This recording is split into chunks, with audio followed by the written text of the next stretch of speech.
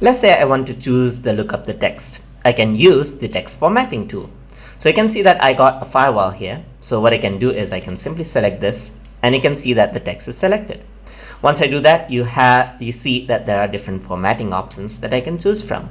So I can select the font choice right here. So select copper black, for example. I can increase the font size as well. So you can see that that is too large and the shape adjusts with it, but I can just increase this according to what is important for me.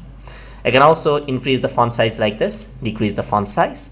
And over here, you can see that this is the default font, and I can also change the text color right here by choosing the text color right here. So I can choose something like this color according to what I want. So I can also go over here, type in the number. So let's say, for example, if I were to go over here, you don't see that there are more than 60 font size. So I can go over here, type in something like 100 and press enter, and you can see that the font size is larger. Let me just return that size into font point 14 right here, which is the right size. I can also bold out the font right here.